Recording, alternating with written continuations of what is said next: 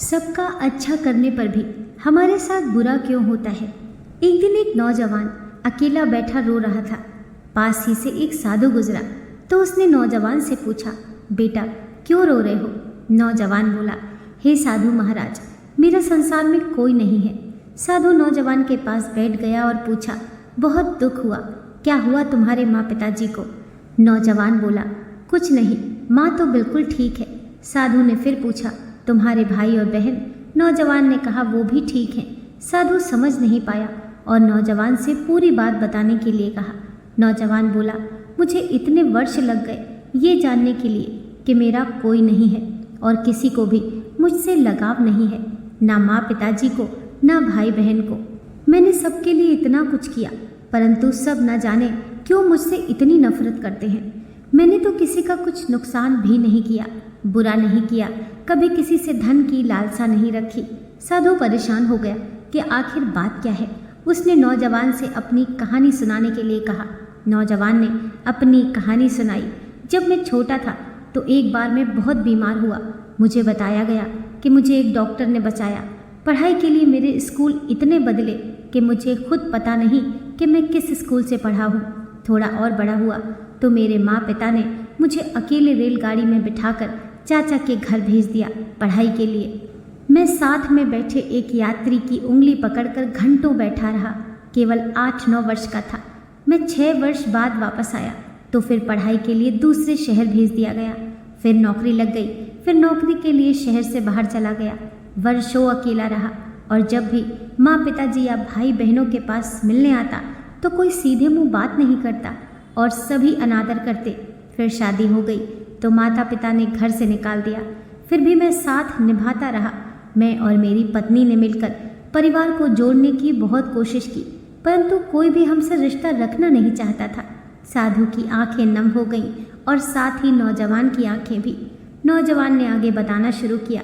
फिर मेरी नौकरी बाहर दूसरे राज्य में लग गई और हमें वहाँ जाकर रहना पड़ा, परंतु जब भी मैं मिलने आता तो हमेशा रो कर ही वापस जाता। किसी का व्यवहार नहीं बदला था। फिर पिता बीमार रहने लगे। उनकी देखभाल के लिए जब भी मैं आता 4 बातें सुनकर ही जाता। फिर एक दिन उनकी तबीयत और बिगड़ गई और उनका निधन हो गया। साधु ने नौजवान के सर पर हाथ रखकर उसको शांत करने की कोशिश की, परंतु नौजवान अपनी बात सुनाना चाहता था। नौजवान ने फिर बताना शुरू किया। मेरे पिता की मृत्यु पर कोई नहीं आया और केवल मैं और मेरी माँ ने पिता की मृत्यु के बाद के सारे कार्य पूरे किए।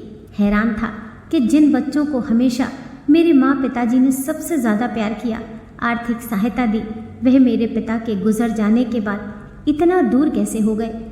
और सब ने कहना शुरू कर दिया कि अब मुझे ही अपनी माँ का ख्याल रखना है और अपने पास रखना है और अब उनका माँ से कोई मतलब नहीं। साधु भी परेशान हो गए और नौजवान से आगे बताने के लिए कहा। नौजवान ने फिर बताना शुरू किया। मैं अपनी माँ को अपने साथ दूसरे शहर ले गया, परंतु हैरान था कि वहाँ भी मेरे ही घर में रहकर वह सारा दिन मेरी और मेरे परिवार की बुराई मेरे भाई बहनों से करती रहती। मैंने उनका बहुत ख्याल रखा। पहले वे खाना खाती फिर हम खाते, परंतु महसूस हुआ कि उनका मुझे मेरे परिवार से कोई भी लगाव नहीं था। कुछ दिन रहकर उन्होंने वापस अपने शहर आने की जिद की और मैं उनको वापस ले गया। फिर वहीं शुरू हो गया। मेरे लिए मेरी माँ और भाई बहनों के दिल में केवल नफरत ही थी।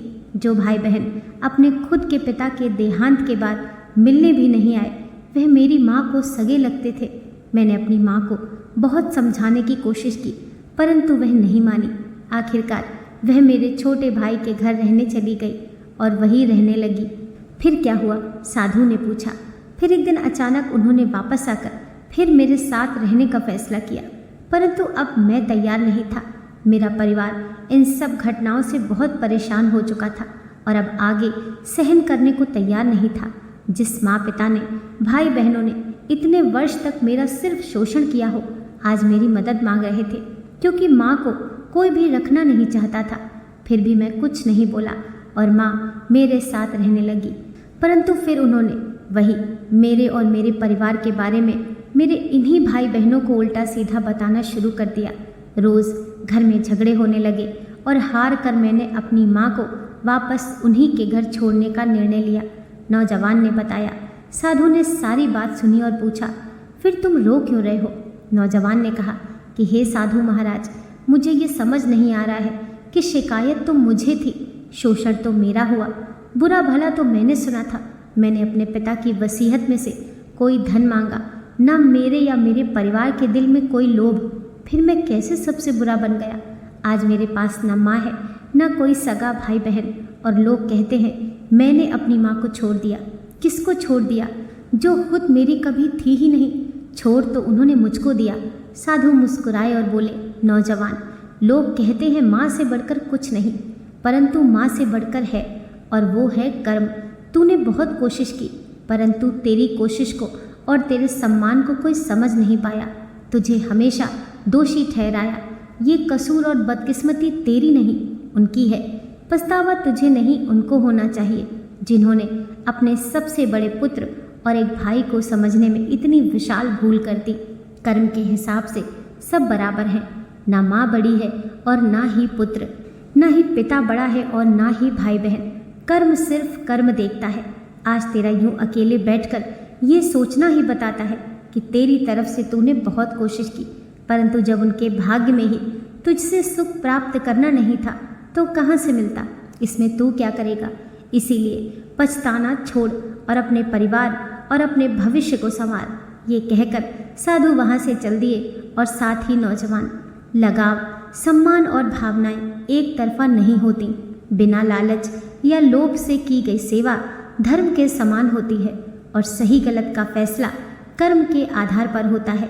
माँ तो माँ होती है, परंतु पुत्र भी पुत्र ही होता है, और कर्म और भाग्य की माने तो दोनों ही बराबर हैं। दोस्तों, आशा करती हूँ आज की कथा आपको ज़रूर पसंद आई होगी। वीडियो पसंद आई हो तो लाइक कीजिए, चैनल को सब्सक्राइब कीजिए। मिलते हैं नेक्स्ट वीडियो के साथ।